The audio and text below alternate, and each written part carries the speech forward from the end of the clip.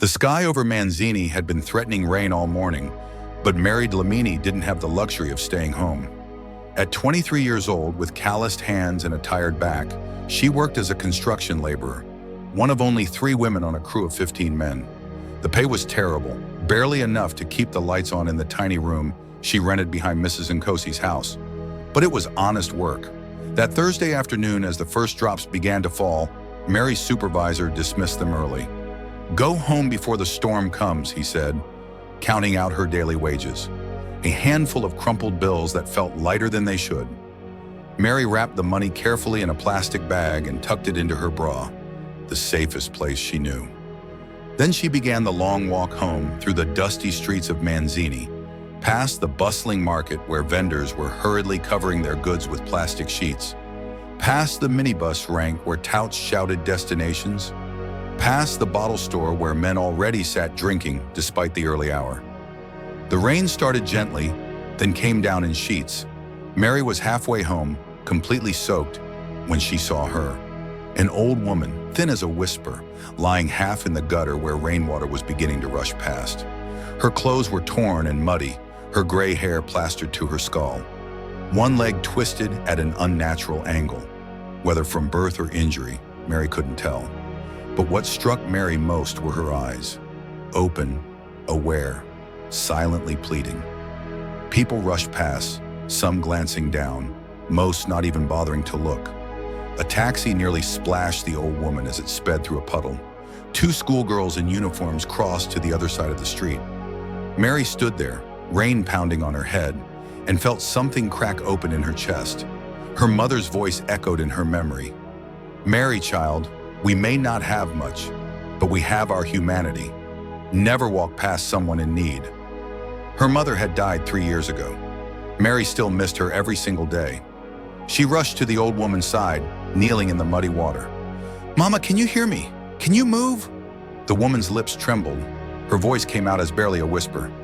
"Please, I'm so cold." Mary looked around desperately. No one stopped. No one cared. She made a decision, using all her strength built from months of carrying bricks and mixing cement. Mary lifted the old woman onto her back. The woman weighed almost nothing, like carrying a bundle of sticks. Mary felt the sharp bones pressing against her, felt the old woman's cold, trembling breath against her neck. "Hold on, Mama," Mary whispered. "I'm taking you home." The journey back to her room should have taken 15 minutes. With the old woman on her back, in the pouring rain, slipping in mud, it took nearly an hour.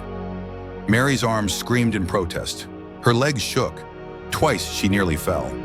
But each time she thought about setting the old woman down to rest, she felt those thin arms tighten around her neck. Heard that weak voice whisper, "Thank you, my daughter. Thank you."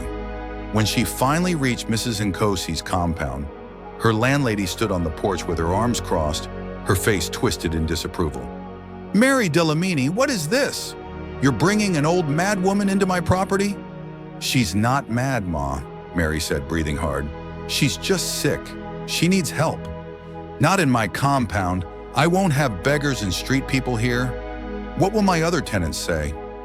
Mary felt anger rise in her throat, but she swallowed it. Mrs. Nkosi owned the property. She could evict Mary with a word.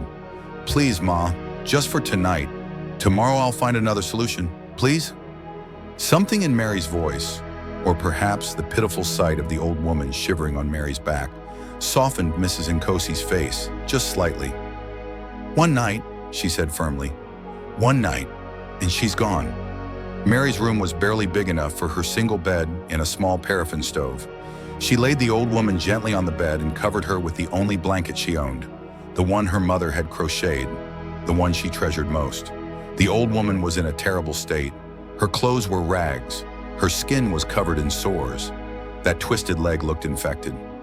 Mary heated water on the stove and with gentle hands began to clean her.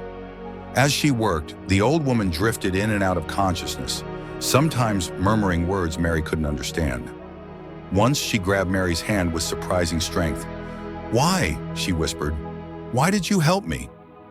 Mary paused, thinking about the question. In this city, in this world, why did anyone help anyone? She thought about her mother again, about the times they'd shared their last meal with a neighbor, about the way her mother had always said that kindness was the only wealth that mattered.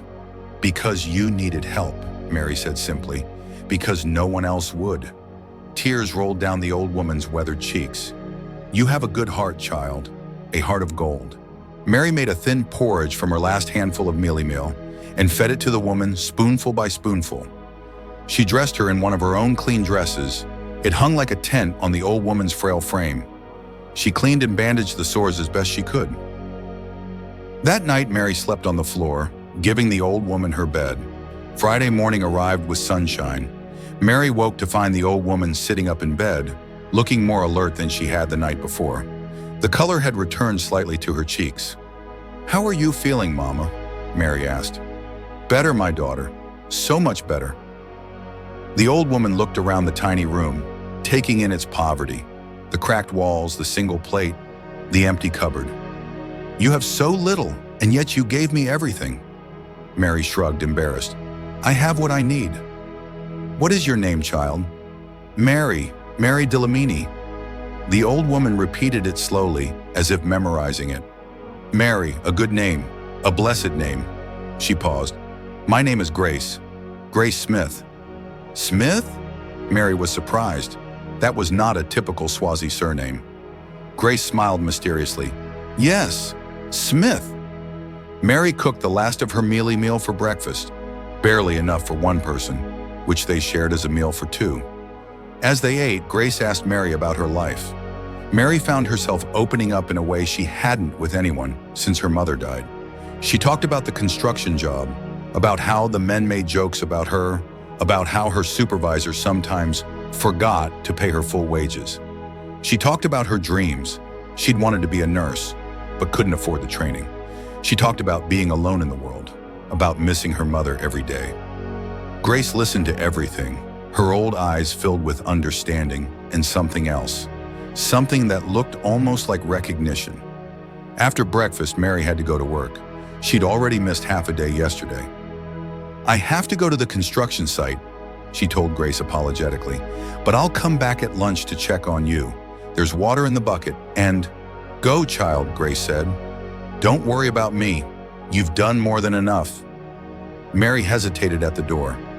"Mama Grace, after today, I'm not sure what will happen. Mrs. Nkosi said you could only stay one night."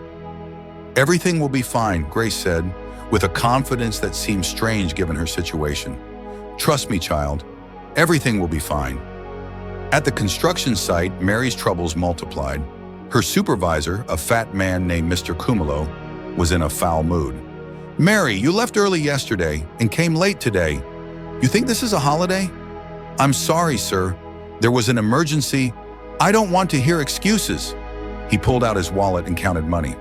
"Half pay for yesterday, and you're lucky I'm giving you that." Mary wanted to protest. She'd worked almost a full day yesterday, but she knew it was useless. Mr. Kumalo made his own rules. She took the money silently, feeling humiliation burn in her throat. As she mixed cement that morning, hauling heavy buckets in the hot sun, her mind kept drifting to Grace. Was she okay? Was Mrs. Nkosi harassing her? Where would Grace go? At lunchtime, Mary rushed home, spending money she couldn't afford on 2 fat cakes from a street vendor. When she reached her room, it was empty. Grace was gone. The bed was neatly made, the floor swept clean. On the small table sat a folded piece of paper, held down by a coin, the old woman's only possession. Mary picked up the note with trembling hands. The handwriting was shaky but elegant. "Dear Mary, my golden-hearted daughter, thank you for showing me that angels still walk this earth. You gave me more than shelter. You gave me dignity, love, and hope. I must go now, but know this. Your kindness will not be forgotten. Your life is about to change. Trust in the goodness you've shown, for it will return to you 100-fold. With all my love, Grace." Mary read the note 3 times, tears blurring her vision. She felt a strange mixture of relief that Grace had been strong enough to leave, and deep sadness that she was gone. She'd only known the old woman for one night, but something about her had touched Mary's soul. She tucked the note carefully into her Bible, the only book she owned, and went back to work. Sunday morning arrived bright and hot. Mary had no work, but no food either. She'd spent her last money on those fat cakes Friday, and payday wasn't until next week. Her stomach growled as she swept her room, trying to keep busy, trying not to think about her hunger. At exactly 10 a.m., there was a knock at her door, a sharp, authoritative knock. Mary opened it to find a tall man in an expensive suit standing there, looking completely out of place in Mrs. Nkosi's shabby compound. Behind him stood another man, also well-dressed, carrying a briefcase. "Miss Mary Delamini?" the first man asked. Mary's heart began to pound. Let's see what happens on part 2. Remember to subscribe for more episodes.